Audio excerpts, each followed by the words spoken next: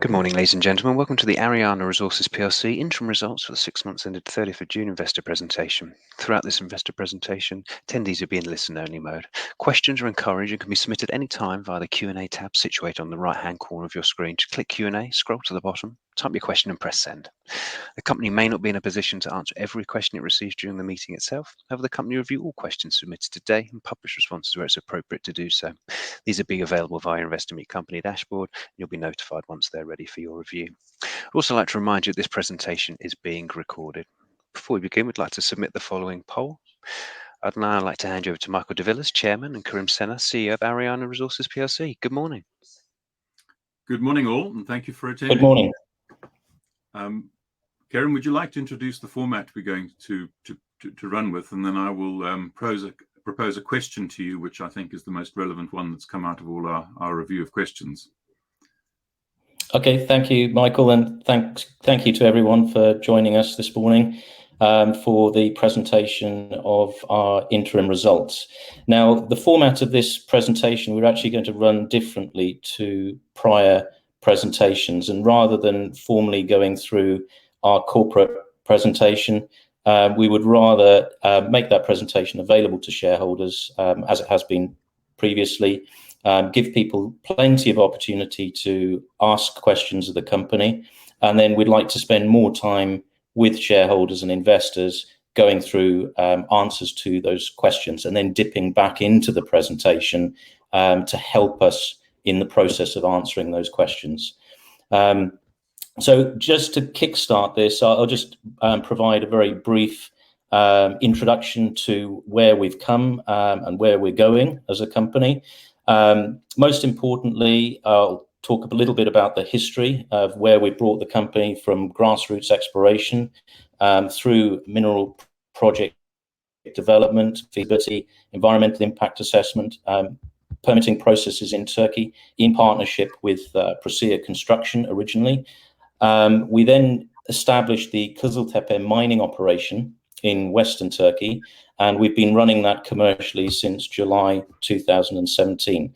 And in fact, if you look at the company accounts, you can see that the company has been profitable over a 5-year period, essentially since then, both in terms of profitable operations in Turkey, but also running an accounting profit as well. So we've developed the company substantially from those early days of pure grassroots exploration. We've developed a very broad portfolio. That portfolio now encompasses several other projects in Turkey, all of which have been brought under the umbrella of an expanded enterprise with our prior partners, Procea Construction, as well as our new partners, Özaltın Holding. So this resulted from a partial divestment of our interests in what was a 50-50 joint venture in Western Turkey on our producing asset, to a broader venture encompassing that asset, the Tavşan development project, and the Sunblush project in northeastern Turkey, as well as several other smaller projects that we've since vended into the expanded venture. In addition to that, in recent years, we've also become involved in the development of Venus Minerals, which is exploring a portfolio of licenses in Cyprus. They are predominantly copper assets, but with associated gold. And this morning, we provided a further announcement to market concerning another extremely significant development for that particular portfolio. So we'd like to be able to expand on that further as part of this Q&A session. In addition to that, we also have a 75% interest in Western Tethering Resources. That is primarily based in Kosovo, but is actually has a remit to explore across Eastern Europe, again for predominantly copper gold assets. Beyond the Eastern Europe, Eastern Mediterranean region, separate to that, in Australia we have the Asgard Metals Fund, and the Asgard Metals Fund has recently been developing its strategy, and as part of that, it is going to be involved in the development of Panther Metals Limited here in Australia as Panther pursues an ASX IPO. But there will be other developments on the Asgard metals front as well. So I think I've probably summarized all I need to at this stage for the purposes of this introduction. And I'd like to throw open the opportunity for questions, and perhaps maybe take the lead from you, Michael, in terms of what we've been able to distill from the existing questions that have been pre-submitted ahead of this this call, and then we'll go from there. Kieran, there's a lot that's been asked and answered in the details that you've prepared, but the thing that has stuck out in my mind is that we've transformed from a dramatically different company to what we were when we started 15 plus years ago, and very lately we've transformed into something that's quite different. And I use the analogy of an octopus, where you've got a central brain, a central fund, very flexible, very agile, yet it has many tentacles out. And partly what you've described is all of the different assets we've got. But I think I'd like people to imagine this as a central company owning parts of different assets all around it, and has its tentacles on all these different assets. And some of them are well recognized, like Kiziltepe, which is producing cash. So that's something one tentacle is caught and holding on to. Tarshan is the next one to come in, and that will be drawn in as well. Sunblush is the huge one. We can't yet determine how big that is, but we know it's huge, as is with Magellan and so on. So perhaps we could in some ways describe ourselves as a very, very active hunter, explorer, octopus with tentacles out, reaching out for different projects. And of course, the newest is what we're doing in Cyprus, which we've just put some details out on. And of course, Asgard, which is the surprise one. We will see what that one brings in, but we will probably catch a lot of small, interesting things through that process. Yes, I agree completely with that analogy. And the octopus is a very interesting animal, very efficient animal. And yes, it has a sort of central nervous system, but they believe that the individual arms of an octopus have some capacity for understanding their environment that's actually somewhat independent of their central nervous system or the central brain. So the individual tentacles are intelligent to a degree in their own form.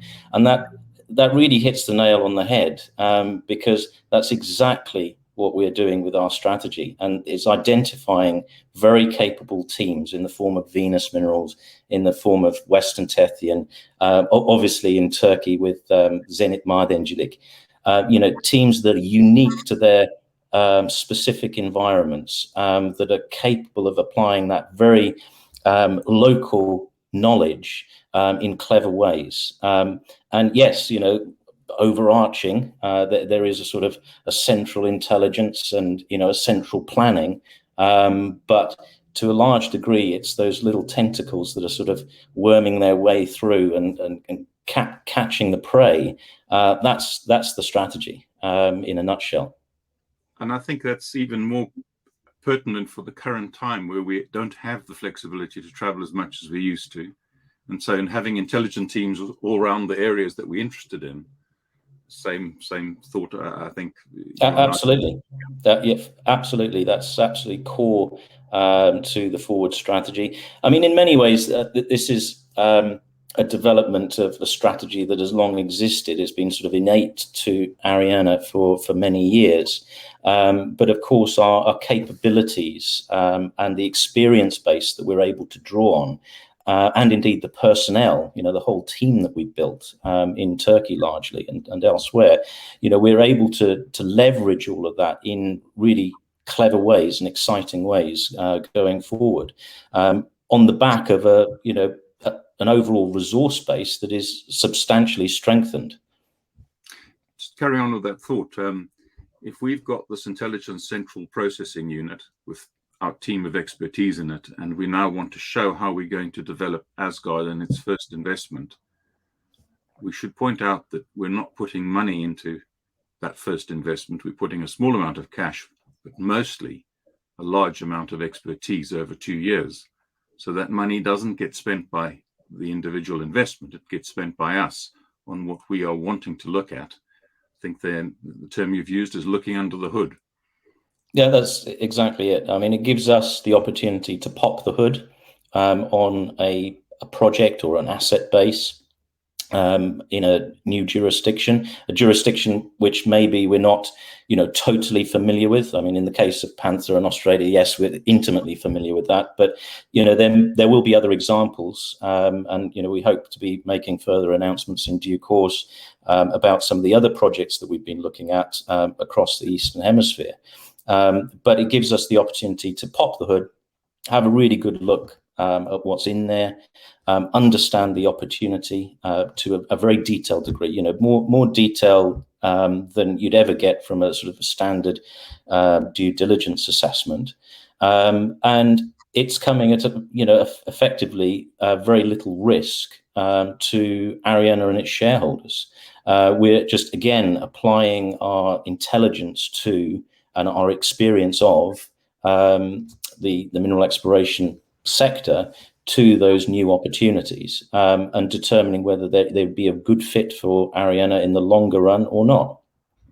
Most importantly, it allows us to decide whether we want to continue investing in it or stop it at that point when we've spent relatively little cash to know a lot more about it than probably most of the investing public could get to grips with.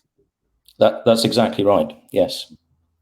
I think it's also worth mentioning that both you and I have had numerous inquiries since we announced Asgard and the first investment, just showing how productive that channel of investment communication is. Yes, very much so. Yeah. Similarly with Cyprus, we've invested via both cash and our investment in Intelligent Resources, and we know very much what we're looking at. Yeah, so I mean, maybe it's just worth sort of running through the news of today and what that means. Just winding the clock back a little bit, we've been undertaking drilling in Cyprus since earlier this year. Some of those results have been announced already relating to the Kokinoia sector of the Magellan project. Now, we went into that drilling program with the expectation that we were probably going to find significant gold associated with what is predominantly a copper volcanogenic massive sulfide system. And we had an inkling that there was probably gold there from two sources. One, we'd undertaken extensive sampling of some of the waste rock dumps around Kokinoia, and they were coming back with significantly high gold grades. And the other was from processing records. So when Kokinoia was previously mined, it was mined as an underground operation primarily. Those processing records demonstrated that there was gold associated with the copper concentrate. However, when it was being mined in the 70s, gold was a very small economic component of the ore body. The reason that they were developing these ore bodies was primarily for the copper. And in fact, they weren't even assaying for gold in their drilling or other routine sampling. The entire operation was driven off copper.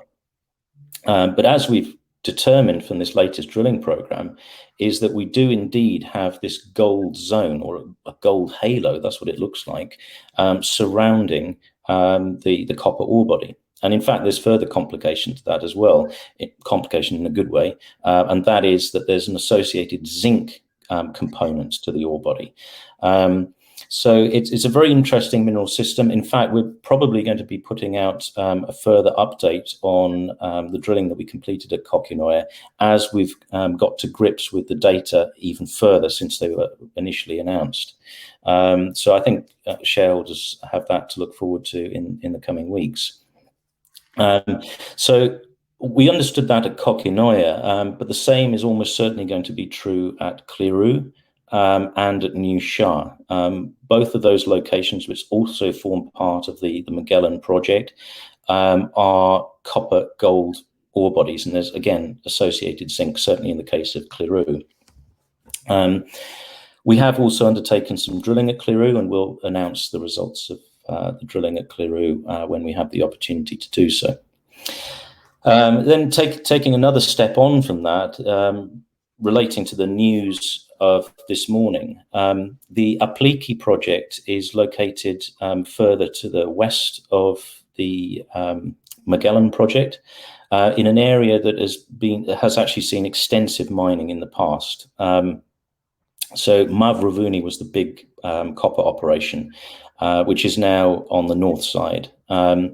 Skuritissa, that's been mined. Well, it's an ancient mine, but it's been mined for effectively thousands of years, on and off. But it was last put into production with an SXEW plant in the early 1990s, and very recently its reserves were depleted. Finally, the SXEW plant shut down. But that operation and the skill sets associated with that operation, and indeed the equipment associated with that operation, we'll be looking to integrate that, or rather Venus will be looking to integrate that into the proposed new Apliki copper project. So the intention of Venus is to acquire 50% of the mining entity, which will own the Apliki asset and the associated infrastructure. And ultimately, we expect to be mining there and indeed bringing the material from the Magellan project, or at least part of that material from Magellan, through to the Apliki processing site. So building up a substantial new copper and down the track, hopefully gold mining enterprise in Cyprus under the umbrella of Venus Minerals. So it's a very, very exciting new development. I like the way you geologists get excited about complexity. Anyway, there's a good reason. Complexity is usually a great thing. Wherever you get complexity in a geological environment, sure as hell that there's probably a deposit there of some sort. Well, essentially, we're talking about a gold mine with a lot of copper in it. Yeah. And I'm not sure how much you can talk about Venus's next steps in terms of its corporate development, but that is happening presently.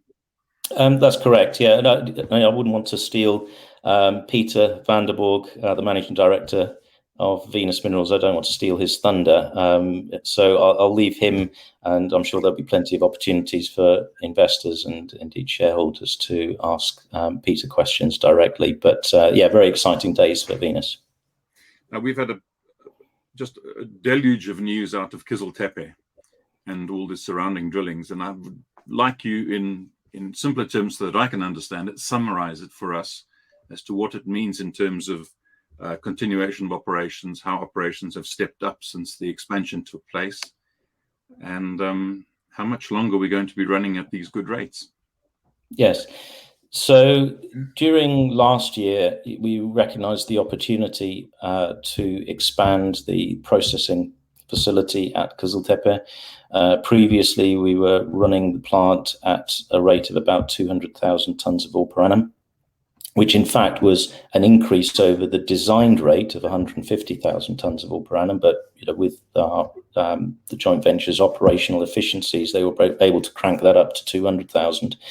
But there was clearly a pathway forward to expand that throughput, and we've achieved that between sort of late last year, the latter part of the final quarter, through to August of this year. We completed the new plant build, which involved extension to the existing processing facility, the introduction of a SAG mill, and associated infrastructure, including 2 pre-leach tanks.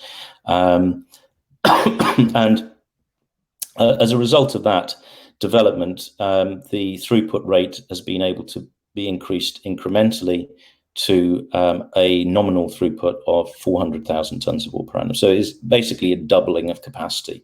Now, this is absolutely essential as Kızıltepe starts to move towards lower and lower grades. Obviously, we had the big advantage of the Arzu South vein early in the operation. So for the first 4 years or so, we were almost mining exclusively at Arzu South. That's the high-grade vein. It made sense to mine there first, very fast payback.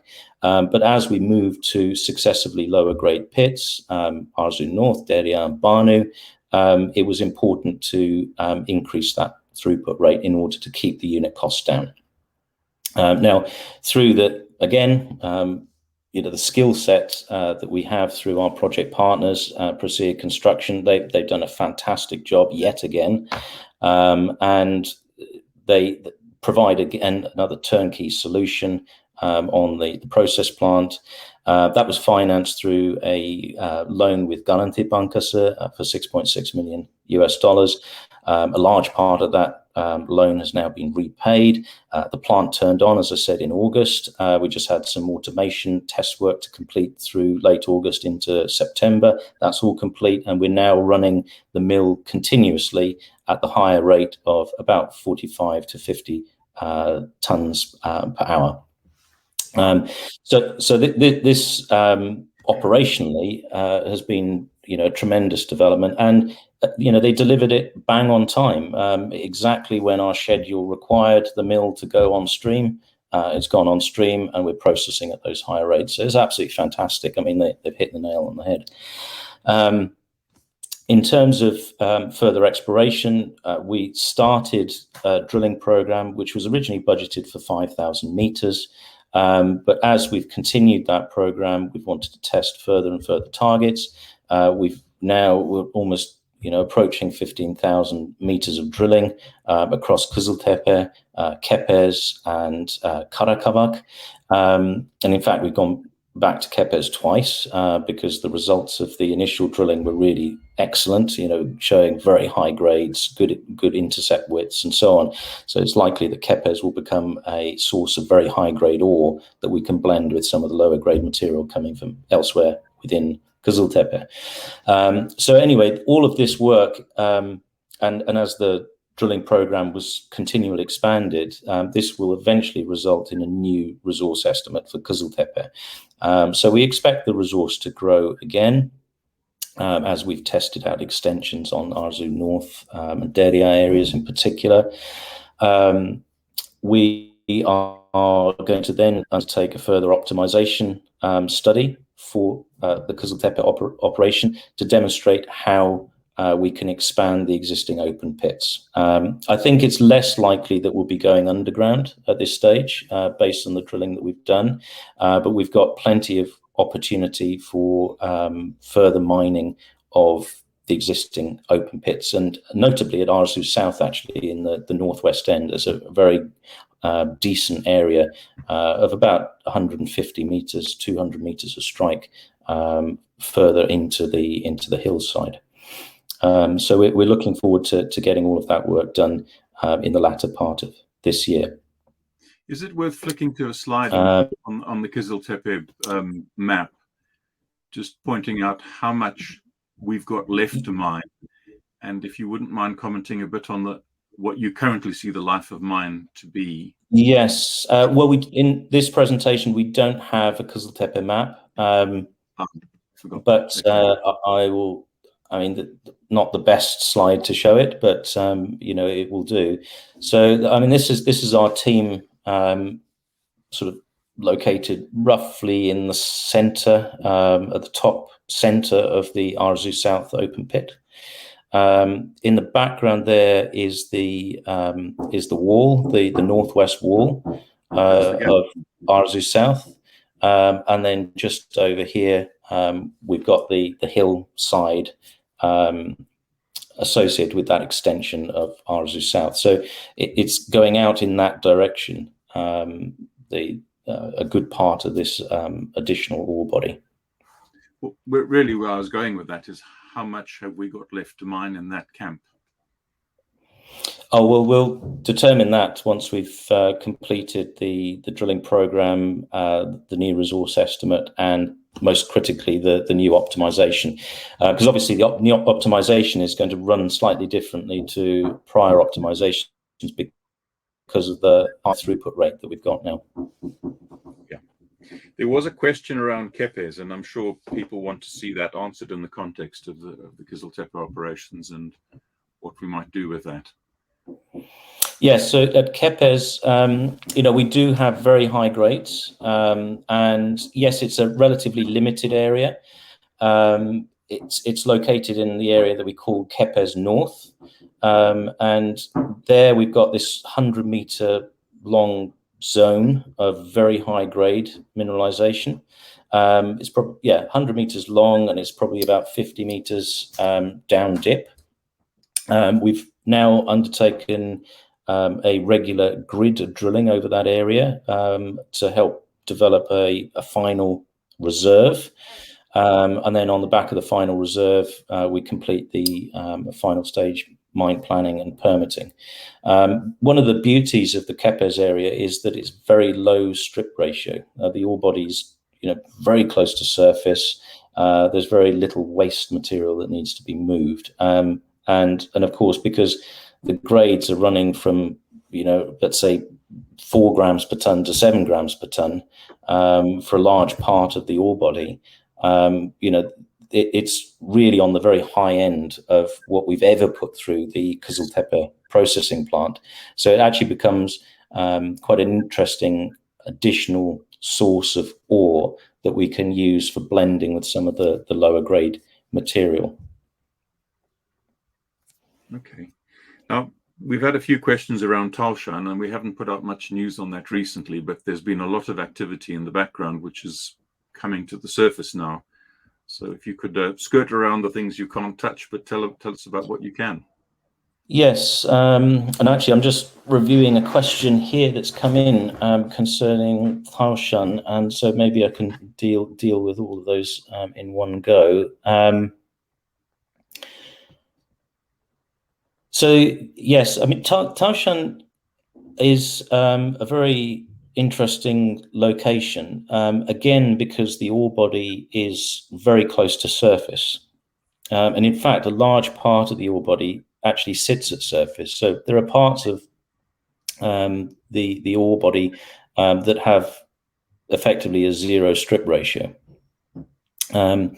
which makes it very amenable to fairly simple mining and low cost mining. And the other interesting thing about the ore body is that the material, the mineralized material, is located within a unit called jasperoid, and that very silicious material breaks up to a very particular particle size. I mean, really, sort of almost thumbnail size bits of rock, and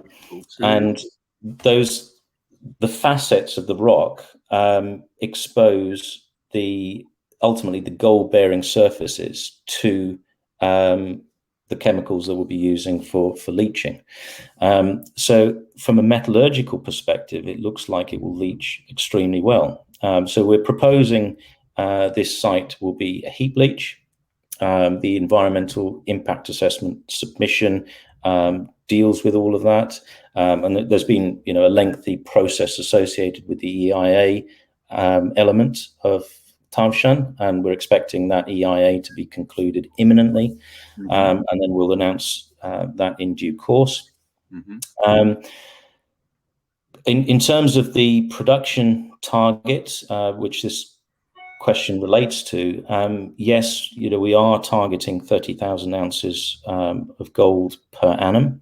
I mean, depending on the exact metallurgical processing outcome, it will probably be in the region of about 27 to 30,000 ounces, I suspect. We're expecting initially, based on the prior resource, 4-year mine life, so very short mine life, but as we've demonstrated, the resource has been expanded.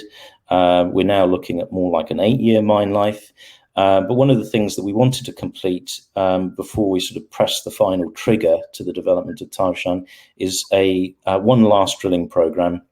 And that drilling program, again, to be undertaken on a grid pattern, that will then confirm the reserve ultimately, and then we can proceed into the development of that site. Now, we were hoping that we would start that drilling program a long time back, several months ago, in fact. But one of the things that's impacted that is the expanded Kızıltepe drilling program that we keep extending. And, we have capacity within the team to just deal with one project at a time, effectively. So once we've brought the Kızıltepe drilling program to a close, we'll then be able to move the team on to Tavşan for that program. And another issue was to do ultimately with COVID and not being able to get the right driller into the country, because we principally wanted to drill this via RC, reverse circulation methods. And we required a driller to travel. But anyway, that's been resolved. So we're expecting a driller to be available in the relatively near future, so that we can get that drilling program complete before winter. I mean, that's what we're targeting at the moment. Well, there's time yet, and I'm looking forward to us being able to announce those results. Yes.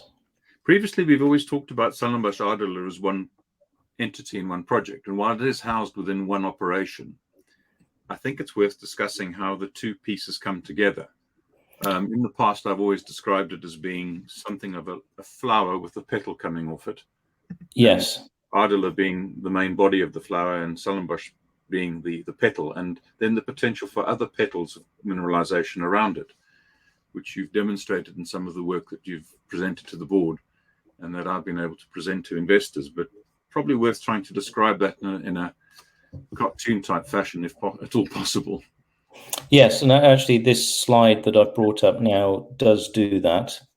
It actually does it very effectively. So that's page 19 of the page 11 of the annual report. Correct. So right at the top, we show the sort of bird's eye view, the aerial footprint of each of our resource areas across Zenit, Madencilik, and we also show Magellan in Cyprus as well separately. Now, the teal color and the pink color relate to Ardala and Stellenbosch. Ardala, the footprint of Ardala is shown there, sort of colored in teal, and that is a copper, gold, molybdenum porphyry. It's a multi-phase intrusion, very steeply orientated, sort of almost invert funnel shape, and is exposed in the bottom of the Ardala Valley. And then on one side of that, on its western flank, and indeed intimately related to the porphyry mineralization, at least in part, is the Stellenbosch gold and silver ore body. And that's shown in pink. So I should point out that all of these bird's eye footprints of each of the resource areas, they're all shown to scale. And we also show the volume of each of those areas as well. So volumetrically, Ardala is very large. It's 30 million meters cubed of potential mineralized material, whereas Stellenbosch is 3.2 million meters cubed. However, it is higher grade. So between both Ardala and Stellenbosch, because ultimately they developed as part of a single system of mineralization, there's about 1.5 million ounces of gold so far. But we've demonstrated opportunities to continue to expand that resource. In the case of Stellenbosch, both to the north and on its southern flank, but also in the region between the Ardala porphyry and the Stellenbosch gold silver zone. There's, as I said, there's this sort of interplay between those two, and they sort of interfinger. And it's quite an interesting zone of mineralization there. And the other thing that this diagram does is it shows the total content of metal, be it gold or copper, associated with each of these ore zones. So just looking at the total content of metal in the case of Ardala, it's by far the largest of anything in our portfolio. Stellenbosch contains very little copper or other metals, a little bit of molybdenum. It is primarily a gold and silver system. And again, you know, it's a significantly large ore body. Now, this is slated for drilling later this season. Yeah, so unfortunately, this was affected in just the same way as Tavshan. We couldn't get a driller into country, at least for the very specific rig that we were after. But as I said, that is resolved. We're just waiting for the rig now to become available to go to site. But we will almost certainly be drilling Tavshan first, and then the rig will be coming to Sunblush. So that's where we can look for much later in the year news on that drilling. Yes, that's right. And actually, another question has just come in relating to the exploration plan at Sunblush. And it's just to summarize, could we expand on the plan? To some degree, we've answered that. Yes, the next stage is to continue drilling. Some of that drilling is purely resource drilling, so it's to confirm the existing resource, but there are some holes in that program that is designed to start testing the periphery of Sunblush. So it's our intention to both confirm and to some degree expand on the Sunblush resource. That question is also correct to state that the plan in the longer term is to develop Sunblush as another production center, producing at a rate of about 50,000 ounces per annum over about 10 years. So that 50,000 ounces, I should point out, relates to the prior resource, which we'd identified in 2015, and it was based on a scoping level study only. But our intention now that we've got Sunblush into our expanded venture in Turkey, with the benefit of Özaltın funding another $8 million worth of work specifically on Sunblush, is to advance this as quickly as we can to a feasibility stage. So we're probably going to jump straight through pre-feasibility, and the plan would be to sort of try and move as seamlessly as possible and complete a feasibility.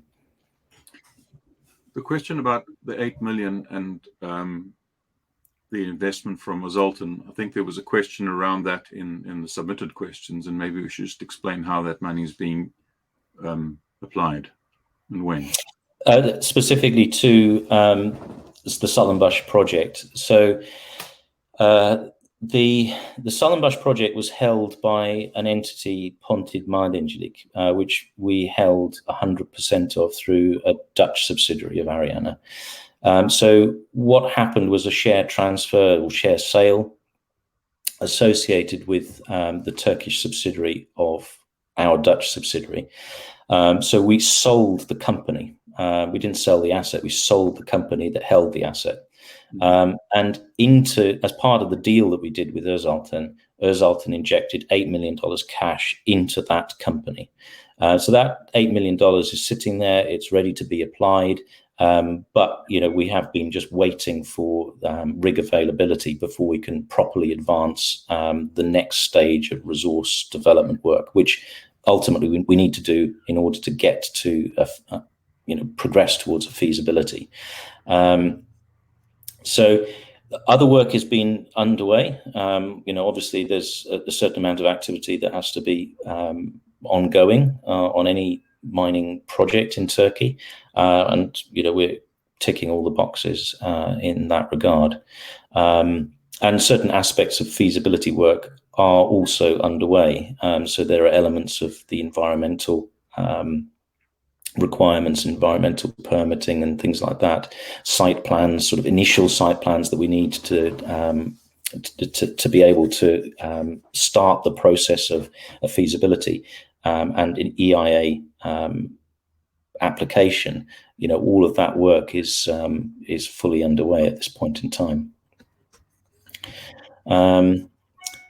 Just having a look at a couple. There was another question relating to. Before you go to the questions that I can see we're waiting to answer, we've discussed all the assets that we've got on our balance sheet, which is what's on page 11 of the annual report. The one that's not on here is, of course, what we're going to be doing in Eastern Europe and how that might unfold. And rather than us going into any specifics which are not yet available for discussion, we could outline the broad plan of what we're going to do with what we've got in terms of intelligence and where we're going to get other intelligence from, and how we've got a team deployed on the ground in Kosovo. Yes. So I think it's probably worth emphasizing that the team in Kosovo, this is a group that we've known for a long time. And I've known too, yes, so we both have. Yeah, and we've worked with in some capacity in the past. So it's not a team that's come in from left field. It's been a pleasure developing the strategy for Western Tethyan with a very capable team. They are based in Pristina in Kosovo, and actually Kosovo in that sense geographically forms a nice hub for all exploration activities across Eastern Europe because it is very central.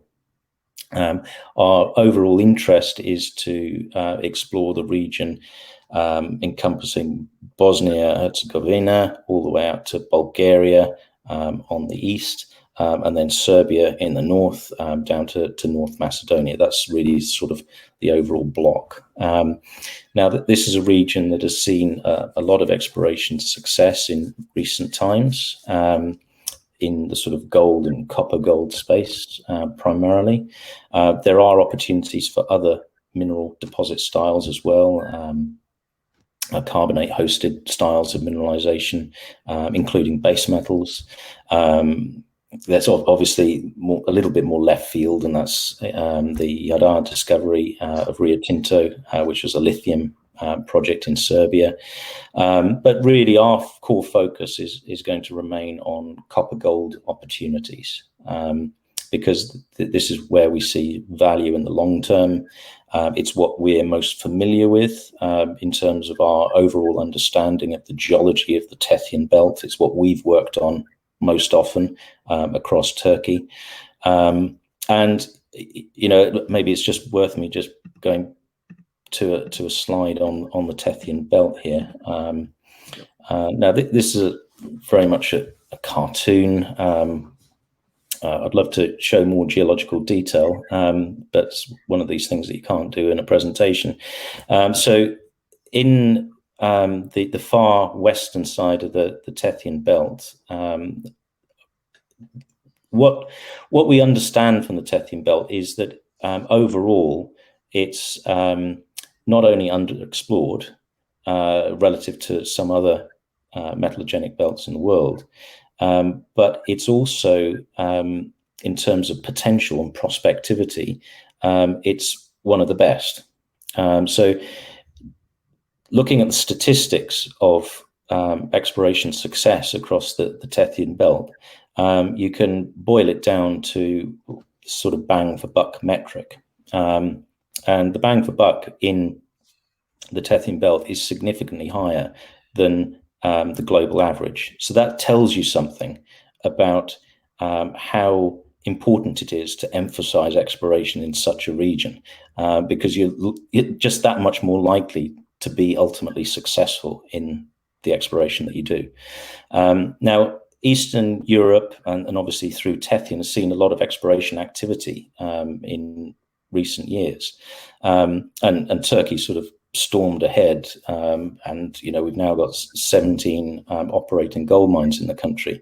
Eastern Europe, I'd say, is lagging a little bit in terms of its potential for development, but geologically the potential is clearly there. And just like we sensed all the way back in 2004 an opportunity to do something in Turkey, and we timed it beautifully, we sense the opportunity to do something now in Eastern Europe. So with a good team, with the right timing, and given what's going on in the commodity space, and particularly with what's happening in copper, we think that Eastern Europe and the whole Western Tethyan strategy is going to be a very good place to be. So we're in the right place at the right time again. Elephant country. Indeed, elephant country. The question from Andy M is, what catalysts should we be looking in for near-term, the asset base and value creation? I think we've answered that in all we've discussed. I don't know if we can add more. Yeah, I mean, we've answered that in different forms. I think,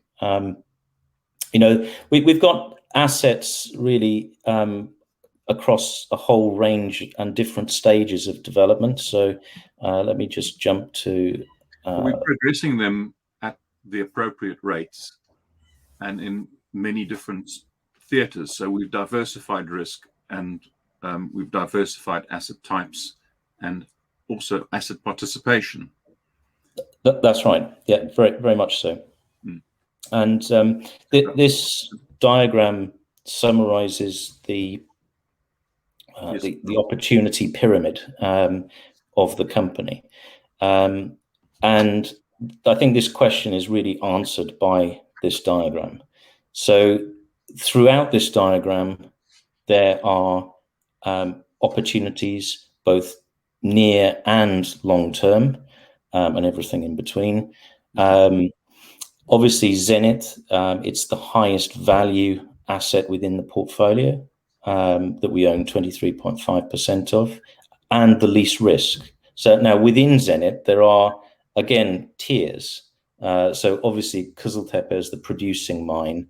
That's the least risk, and it has a most well quantified value and opportunity. Sitting one rung underneath that is the Tavşan development project, and then another rung underneath that is the Sunblush asset. So there obviously, there's more granularity associated with this diagram that we can't show here. So then, if coming down from the apex of that diagram, we then come to the category shown in orange. There are investments into Venus Minerals, and as per this morning's announcement, we are going to be increasing our shareholding in Venus Minerals to 50%. And Venus Minerals has now given an indication as to its trajectory. So ultimately, it will be pursuing an IPO in London. And associated with that, there are a series of projects at, again, different stages, representing different levels of value and risk. Another part of that component is the Western Tethering Resources, which we've just discussed. That's much earlier stage. That is greenfields type exploration to a large degree. We're looking for opportunities across Eastern Europe. But that's where ARIANA was back in the day, and again, it's all about having the right team in the right place. So we fully expect Western Tethering to do a really good job on that front. And then sitting another level below that is this very nimble part of our project identification strategy. And that's the Asgard Metals Fund. So this is going back to the octopus analogy. This is that very long and nimble tentacle that's able to sort of seek out opportunities, so discovery stage opportunities that have the potential for high value, can be potentially catalyzed with the input of the ARIANA team. And that team and that input is not just purely technical, it's corporate as well, because we've got a very successful track record of bringing companies to the market. And we've been involved in several listings along the way. One example of that is Royal Road Minerals, and over here in Australia, Kingston Resources, and it's been taken over now by Perseus Mining, but it was Exor Resources. That and also the associated expertise that we've got in the company, we're able to recognize the value. If we can get the right ingredients together around that, including that technical input, that corporate input, then we're able to catalyze that opportunity and create value going forward. So that's what Asgard Metals is all about. And then, of course, sitting underneath that, which is the very sort of technical part of our business, that's the project generation division. And that's really the sort of the nuts and bolts, the really exciting stuff where we're seeking those opportunities across the Eastern Hemisphere. And as Michael's pointed out, since the launch of the Asgard Metals Fund, we're getting opportunities coming our way now, which is exactly where we wanted to put ourselves. Why create work for yourself when you can just put up a big banner and say, here we are, and that's exactly what we've done. And I think we've both been in this game long enough to know the characters are coming to us, to know how long we talk to them. Yeah, exactly.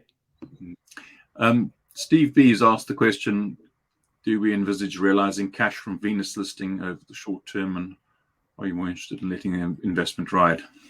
Look, I think, our we'll see. Modus operandi is, we're mine finders and mine builders. That's what drives us. That's where the passion lies. Finding that early stage opportunity, as I said, identifying the right ingredients to turn that opportunity into a producing asset. And why do we do this? Well, ultimately, we do this, and I'll come to the key slide. That's it. This is why we do it. It's creating opportunity for people, stakeholders, and it's stakeholders, and stakeholders include our shareholders, obviously, but it also includes the very specific environments in which we're operating. It's the local communities that ultimately provide the manpower. So a good example shown in that collage of photographs, that a lot of the local people, in the case of Kızıltepe, are employed on our mine site. So we've created a local economy associated with the mine. We're not only adding to the economy, but we're adding to the environment as well. Reforestation programs, which we haven't dealt with at all, but those and other environmental programs are only benefiting the communities in which we're operating, and ultimately we're benefiting the countries in which we're operating. Now, in the case of Turkey, yes, we've got one mine operational. We're expecting a second mine to go operational, and then, all being well, the largest of all, Sunblush, eventually get that operational too. That's the objective. And then in the case of Venus, so specifically dealing with that question, yes, we want to be involved in a producing copper asset in Cyprus. And then hopefully, all being well, we'll do the same again somewhere in Eastern Europe and potentially elsewhere in the world. Karen, we've got about 5 minutes left, and I was wondering if we should turn to some of the presented questions that may need a bit more discussion while you've provided a comprehensive written answer. And I think the question around whether we are a gold producer, explorer, or an investor is worth discussing. Yes. We both have our perspectives on that. But I think we've probably answered it in the content we've put forward, but to say that we continue to be perhaps both in the truest sense of the word, but primarily our driving force is exploration and employing a very, very central intelligence hub we've got both in Ankara and in the UK and in Perth. Yes, yeah, that's exactly right. And just on the subject of the questions that came in prior to this presentation, we have endeavoured to answer all of those questions in written form as best we can, and those have already been answered, and they'll be published shortly after we bring this presentation to a close. But would it be helpful, do you think, Michael, for me to just read the answer to that question? Please do, go ahead. In that case, so I'll just quickly recap the question. It was question number 2. Do you consider Ariana to be a gold producer explorer or to be an investor in gold explorers? Do you think that some of the weakness in the recent share price may be because of uncertainty and doubt among investors over the strategy and focus of directors? So our answer to that is, fundamentally, Ariana is an exploration and development company. These are our core strengths and have been since the company was founded. Our strategy has been proven repeatedly over time, leading to the creation of value seen within the asset base of the company today. From these core strengths, we've been able to develop further and diversify our business, not only de-risking the company, but also providing additional revenue streams, making Ariana more attractive as an investment. Ariana currently has an interest in gold silver mining operations in Turkey via its involvement in Zenit Madencilik, and it is also developing strategic interests in the region around Turkey in the form of Venus Minerals and Western Tethering Resources. Beyond this, it is advancing a strategy to identify early-stage, high-value potential opportunities across the Eastern Hemisphere. It is important to realise that this strategy stems from our previously demonstrated ability to discover projects that offer the potential to generate returns for the company and its shareholders. Perhaps the best example of this skill set historically includes the currently operating Kızıltepe mine, the multi-million-ounce Sunblush Project, and the lithium projects in Australia identified by Asgard. Yeah, thank you. Okay. I don't think we have any more unanswered questions in the chat room. And I think you're just coming up to the hour there, guys. So thank you very much indeed for updating investors today. And of course, we will publish those responses that you very kindly put to the pre-submitted questions, along with the audio transcriptions of those answered today. And of course, there are any further questions that do come through, Michael and Krim will have the opportunity to review those. Krim, perhaps before we redirect the attendees to give you some feedback, may I ask you just for a closing snapshot, please? Yes, certainly. Let me just quickly go to the summary slide. While Karen's looking at that, I'll just answer one question, and that is that the next dividend payment is due by the 31st of March, 2022. And I again look forward to getting another dividend check in the post. It's been the best result I've had in ages. That's what it's all about. Exactly. So yes, to summarize, Ariana represents a cash generative, dividend paying exploration and development company. Now, as Michael's mentioned, getting a dividend check in the post, is a highlight, certainly, of the 15 years that we've been a public company. And we feel that it's absolutely critical that we continue to generate value within the enterprise as a whole, so that in the longer term we can continue to pay dividends. But the success or otherwise of that, only time will tell. But that's the intention. That's the trajectory that we've taken the company on. And based on our experience to date and the ability of our team to unlock value, we've created a very unique opportunity, I think, for investors.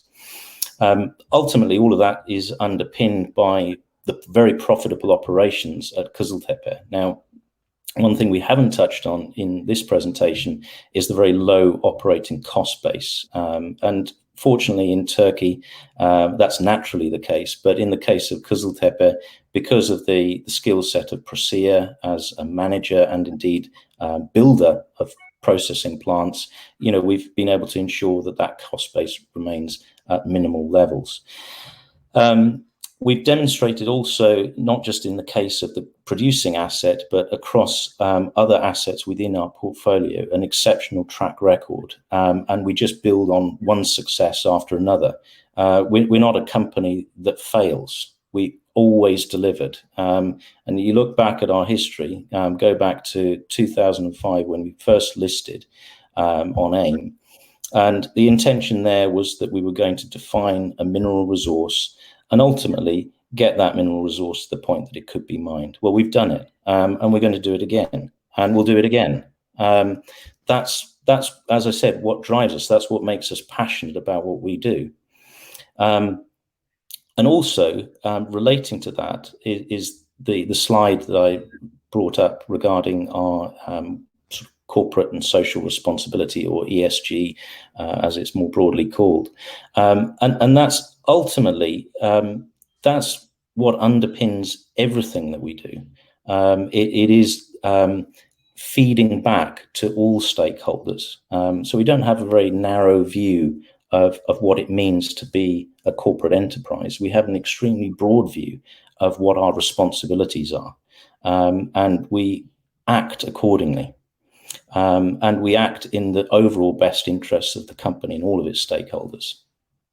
And then, we've been able to take this expertise, and we're now applying it with further leverage as a result of the position we're now in, to explore for new opportunities, potentially anywhere in the Eastern Hemisphere. So it's a very exciting time for the company, and we look forward to bringing shareholders and new investors along with us on this journey into the future. That's fantastic. Thank you very much indeed. Michael Crim, thanks again for updating very much investors too. today. Can I please ask investors not to Thank you, close the everyone. session, as you'll be automatically redirected for the opportunity to provide your feedback in order that the management team can better understand your views and expectations. This will only take a few moments to complete and is greatly valued by the company. On behalf of the management team of ARIANA Resources PLC, we'd like to thank you very much for attending today's presentation. That concludes today's session. Thank you and good morning. Thank you very much, everybody. Thanks.